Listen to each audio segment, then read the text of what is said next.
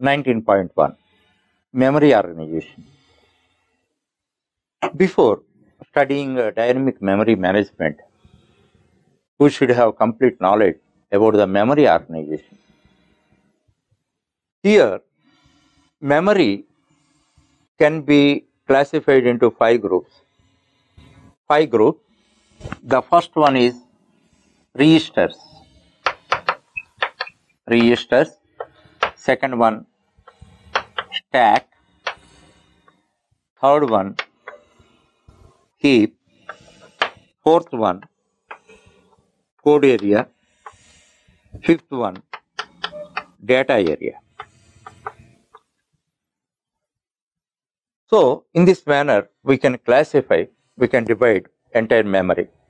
Actually, whenever we initiate a program, then a piece of memory, a portion of the memory is allocated for our program.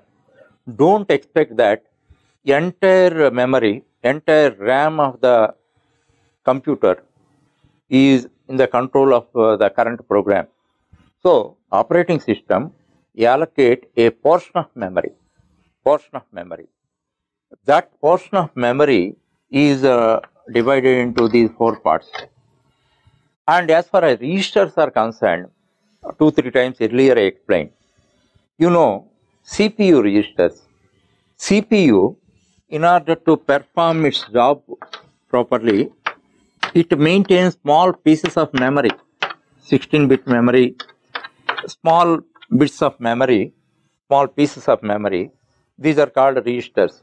These are data registers, instruction registers and all that. Earlier in the first chapter, when I explained compilation process, I explained. Those are registers. Now, we need not discuss about registers now. Now, we have to discuss about the remaining 4 parts. The remaining 4 parts, let us take a piece of memory is allocated for your program, and this is like this. This is stack. This is heap. This is this is data area. This is code area. Actually, as far as data area and code area are concerned, these are fixed portions. And as far as stack and heap are concerned, this is like a flexible partition. Suppose stack uses more memory, then heap area is reduced.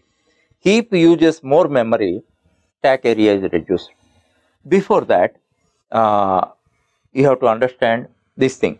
In this way, memory is allocated. So, if you see, what are the elements stored in that? Stack. On the stack, actually, local variables. Local variables means, you know, within a function or a block, whatever variables we store, those are called local variables.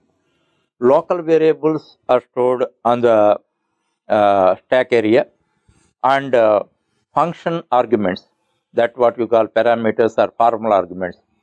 Formal arguments also stored in the stack area, and the return addresses of the functions return values, their addresses are stored in this on the stack.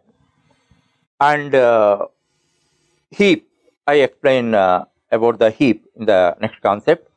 And the data area means, now one point you must remember, in main you are defining several variables. Those variables also, you understand, those are local variables, because main is a function. Within main, if you define some other function, that is also a function. Within main, if you define a block, that is a local block. Whatever variables you declared within the block, those are also local variables. So, in the data area, as far as data area is concerned, we can then global variables global variables and static variables because their nature is different. Already in the 10th chapter, we discussed about global variables and static variables. Static variables, global variables, their longevity throughout the program, they have a special nature. That's why those are local variables are limited to the locality within the block, within the local block. But global variables and static variables longevity is throughout the program. So those should be separately stored. Then those are stored in data area. Other code area. Code area means our executable code. Means our set of instructions are stored here. In this way, the memory is organized, and here now this is flexible. Stack area and heap area is flexible. Data area and code areas are fixed areas. Thus, you must remember.